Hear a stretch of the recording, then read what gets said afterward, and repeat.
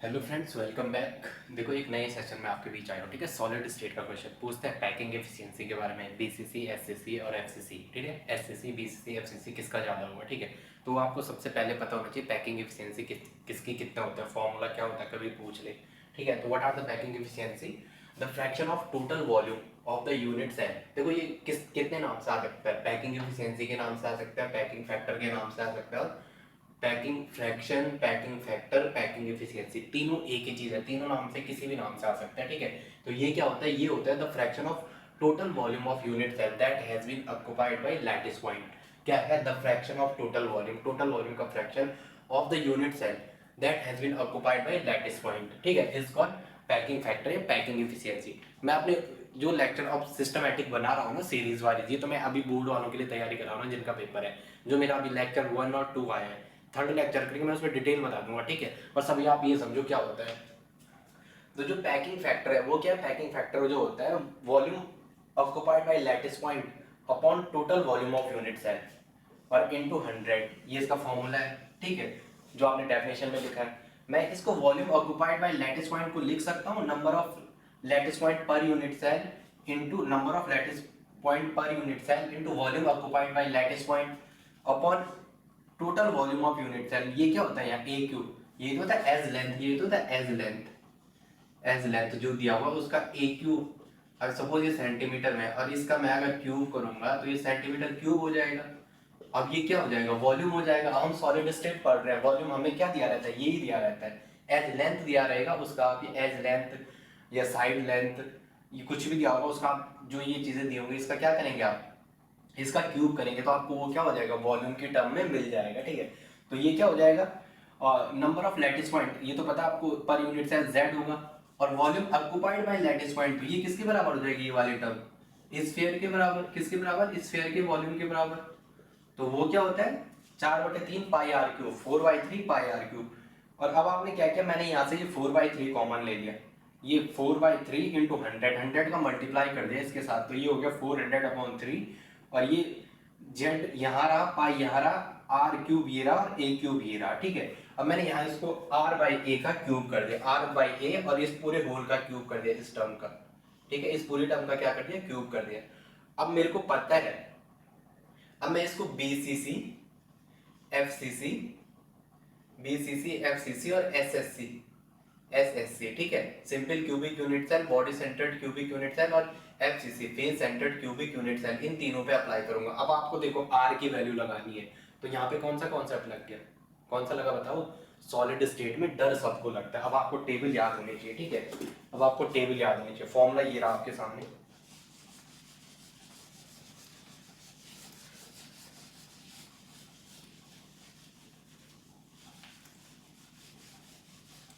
बताओ वॉल्यूम क्या हो जाएगा, आप मुझे बताओ। देखो वॉल्यूम, पहले तो फटाफट टेबल बनाओ, मैंने आपको दिखाया था क्या होता है, सॉलिड स्टेट में जो है डर सबको लगता है, डर डर सबको लगता है, यही लिखाया था।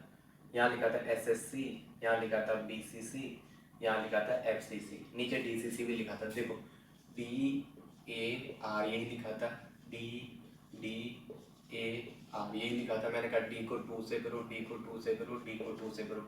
फिर मैंने आपको कुछ और चीज़ें याद रही होंगी, आर के नीचे 1 कराया था, आर के नीचे 1 कराया था, आर के नीचे 1 कराया था। मैंने बोला था ए को भी 2 से डिवाइड करो, ए को भी 2 से डिवाइड करो, ए को भी 2 से डिवाइड करो। फिर मैंने कहा था, क्या कहा था, क्या कहा था बोलो, ये तो ऐसे ही रहेगा। मैंने कहा एफसीसी को होता है √2, और इसका क्या बोला था, इसका होता है इंटू 2/√3, और जो डीसीसी था उसका अगर आपको याद होगा तो D/2 A/, और इसका डबल 2/2 इंटू 4/√3, ये था इसका, ये R/1 यही था। अब देखो आपको ये टेबल इतने जल्दी आपको याद होने चाहिए, अगर आप कंपटीशन में पूछ रहे हैं। देखो याद तो आप कर लोगे, एफसीसी का सबसे ज़्यादा, उसके बाद बीसीसी का, देन एसएससी का, लास्ट में डीसीसी का। लेकिन आपको ना ये टेबल से कोई पूछे यहाँ पे आर की वैल्यू देंगे, तो देखो एसएससी का कैलकुलेट करेंगे सबसे पहले। एसएससी की वैल्यू आर बाई ए रखो, आर बाई ए, तो इसका आर बाई इन इन दोनों को कंपेयर करो, तो आर बाई जो ए की वैल्यू आएगी, आर बाई ए की वो क्या आएगी 1/2।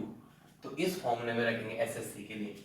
एसएससी के लिए अगर आप अप्लाई करोगे तो 400/3 इंटू जेड एसएससी का जेड कितना होता है 1, एसएससी का जेड 1, और पाई की 3.14 इंटू 1/2 और इसका क्यूब। देखो जो सॉल्व करके आ रहा है, मैंने किया हुआ है, आप लोग भी कर देना। जो सॉल्व करके मेरा आंसर आ रहा है वो आ रहा है 52.33%। इसका आ रहा है मेरा 52.33%, 52.33%। ठीक है, उसके बाद नेक्स्ट आपके सामने नेक्स्ट क्या है, बीसीसी। तो बीसीसी में भी लगाओ, इतनी वैल्यू सेम रहने दो, और आर बाई ए क्यू की वैल्यू बीसीसी के लिए देखो, इसके आर बाई ए की, इसको कंपेयर करो। फर्स्ट हो गया, फर्स्ट को हटा दो, इसकी आर बाई ए की वैल्यू कंपेयर करो। देखो आर बाई ए की वैल्यू क्या हो जाएगी, इसको यहाँ भेज दो आर बाई ए, इस टर्म को इसके नीचे भेज दो, तो ये क्या हो जाएगा आर बाई ए का, तो 1 देखो 2 2 जा 4, 4/√3 है, तो √3 ऊपर चले जाएगा, तो ये क्या हो जाएगा √3/4। तो यहाँ क्या है √3/4 इसका क्यूब। देखो जो फाइनल आंसर आ रखा है वो मेरा आ रखा है 68%। किसके लिए, बीसीसी के लिए, ये आ रखा है मेरा 68%। ठीक है, अब नेक्स्ट देखो एफसीसी का क्या हो जाएगा। एफसीसी के लिए अगर आप एफसीसी 68% एफसीसी के लिए,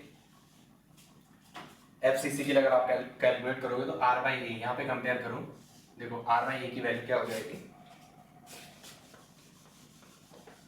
इसके लिए कंपेयर करो ना फटाफट। एफसीसी बोलो यार, तुम बोलते नहीं हो, एक बार पता नहीं है। आर बाई ए, इस ए को वहां भेज दो, तो ये 1 यहाँ आ जाएगा इसके ऊपर, तो क्या हो जाएगा 1/2√2। तो क्या आ रहा है आर बाई ए का 1/2√2, 2√2। इसका क्यूब करो, देखो जो आ रहा है वो आ रहा है कितना 74%, 74%। ठीक है, ये तो आप याद कर सकते हो, डायरेक्टली लिख सकते हो। सबसे ज्यादा किसका हो रहा है एफसीसी का, उसके बाद बीसीसी का, और लास्ट में हो रहा है एसएससी का। अभी तो निकाला था, इसका 74 आया और इसका 68 आया था, इसका इनका 52.33%।